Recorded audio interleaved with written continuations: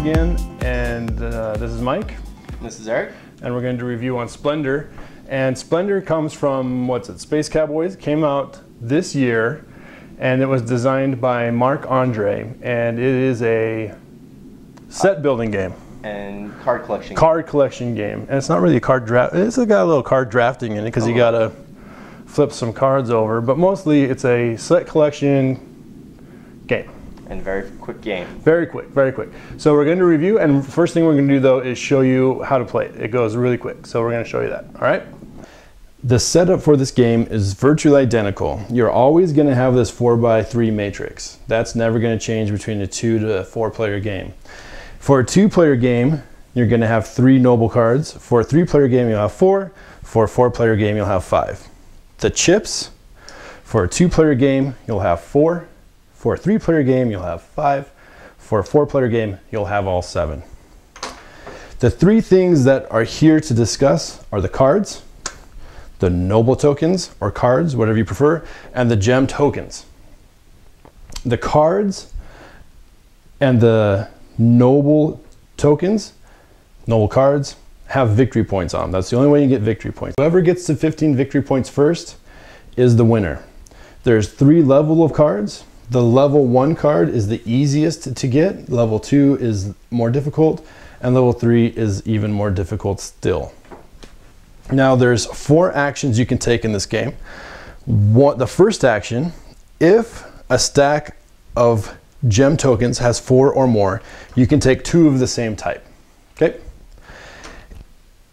The second action is you can take 1 token of a different type 3 times. So you could take 3 of the different tokens, right? They have to be different colors. You can't take a green and 2 blues or 3 reds. You have to get 3 tokens, each of a different color. That's your second action. Your third action is to buy a card. For example, this card, this sapphire, needs 1 diamond, 1 emerald, 1 ruby, and 1 onyx. So for example, my first turn, I might see that card and go, oh, that's really great. I'm gonna grab a emerald, a onyx, and a ruby. Now all I would need to buy this card, since I have those 3, all I would need is that 1 diamond. So on my next turn around, I might take 2 diamond tokens. That would be my second turn. My third turn around, for my action, I would buy that card. I would pay the 1 diamond, pay the 1 emerald, the 1 ruby, and the 1 onyx, and I would have this diamond left over. And then I would grab this sapphire, put it down in front of me, and then I would flip over a new level 1 card. Now this sapphire acts as the same way as a token. I can use this to buy other gems. So for example, this ruby takes 2 sapphires and 1 emerald. So I already have 1 sapphire in my hand, so let's say my next turn I might grab 1 sapphire, 1 emerald, and then look over here and see, oh, I need 2 diamonds. I already have 1 in my hand, I'll grab another one, okay? So those are the first 3 actions. Take 2 of the same color, 3 of different colors, and buying a card. The 4th action is reserving. So let's say I notice that I want this card in particular. It's 3 diamonds, 2 emerald, and 3 rubies. I can pick this one up, put it in my hand, secret hand, put it down in front of me, and grab a wild. That's the action. Now these gold tokens are wild. They can be used for any color on any different level. Those are the 4 actions in the game. Those 4 actions you use to build sets. And the reason you want sets, because that's how you get the noble cards, the noble tokens. For example, this fine young lady right here needs 3 onyx, 3 sapphires, and 3 diamonds. As soon as you have those 3 cards, it's a free action. You get to pick that up, you put it in front of you, now you have 3 victory points. Each noble is worth 3 victory points. You can have any combination of cards. You can all those 3 diamonds, 3 sapphires, and 3 onyx, those can all be level 1s. They could be a combination of any levels. Now level 2 have 1 to 2 victory points for the most part. These level 3s, they'll have 3 to 5 victory points. And like I said, you kind of start at the bottom, you buy some level 1s, and then you really want to start going up because everything above level 1 is going to have victory point. The first 1 to 15 wins. The last rule to know about Splendor is that you can only have 10 tokens at a time. If you have more than 10, you're stuck. You have to buy something, or you have to pass, you have to wait for something to come out. But if you have 10, you're going to be able to buy something. Might not be what you want, but you're going to be able to buy something.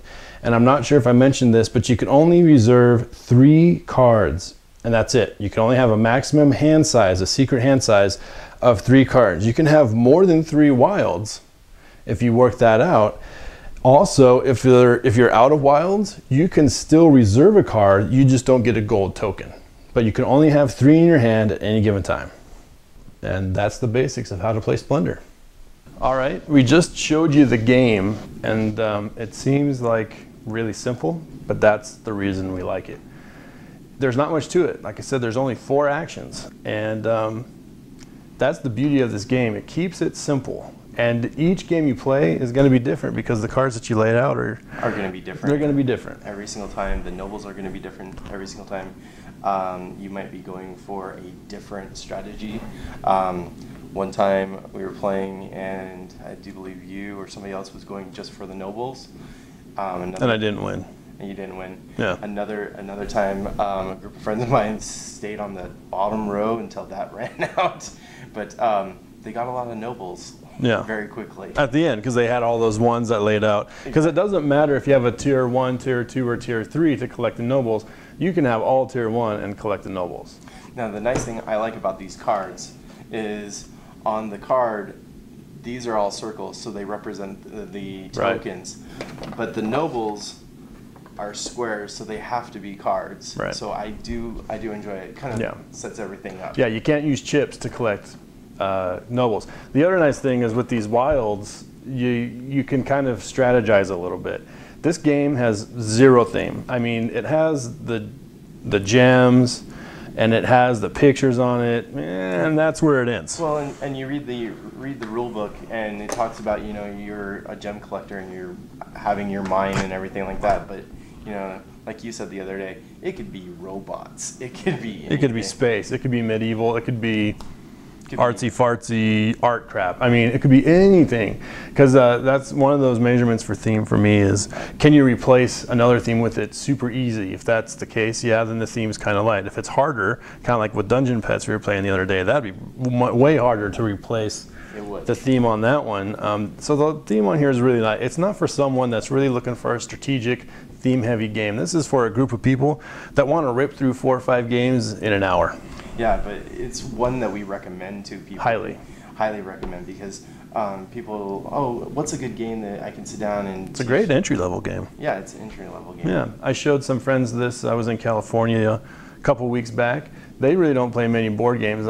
He plays Memoir 44, and I think she's played Ticket to Ride a couple times. But we sat down and played this within 10 minutes. They were hooked. Yeah, and it's nothing to it. Yeah, I bring it out and play it many different times, and people immediately get hooked on it. And then I played it, I think, 12 times now, or even more than that. Yeah, I played it probably around 15 times. Yeah. It just plays so quick. I mean, you can play 3 games in an hour. Yeah. Especially once you like learn the rules and you're like, you know, oh, I want these chips, I want these chips. That's the other good thing about this game, is there's lots of ways to win. And let's say you have, this is the card you're going for, and you have 3 white, 5 blue, 3 green, and 3 black. And then Eric here takes the card before I get a chance to it. You're stuck with all this stuff, but you're still going to be able to get stuff. So if someone really screws you over with these cards, there's still other options. It's not like in Bora Bora, for example, or Dungeon Pets, where if you're trying to go somewhere and someone takes your spot, you're effed. This is a game where you can have a lot of stuff in your hand, and if someone screws you over, you have an out. Yeah, and you still go for it. And to going back to like playing with people, I played this many different times, but I still keep it around with me and play it and bring it out. It isn't, I'm tired of it, even though it's not oozing with theme. I still bring it out and I'm like, here we go. I love these chips. Oh, they're thick. Yeah, they're nice. Thick. They have metal in them. I actually had a friend play with his magnets with these. Oh, really? Yeah. It's a solid game. I have to say, okay, so the box, there's a box, but it is so nicely done inside. You know where everything goes. Yeah. And that's really nice to have. Yeah. So. Anyway, so this is our review of Splendor. It's our first review, so I hope we get some subscribers out of this. Yeah, and subscribers whatever. And feedback too. Feedback would be good, I guess. Yeah. Yeah. So this is our first review. It is of Splendor. We highly recommend it. It's a game you can bring out at the beginning of the night, in the middle, at the end, or just have a whole night with it. So 2 thumbs way up. We really like it. Yeah, definitely 2 thumbs up. All right. So this is Mike and Eric for Bits and Boards again. Thanks for watching. Thank you.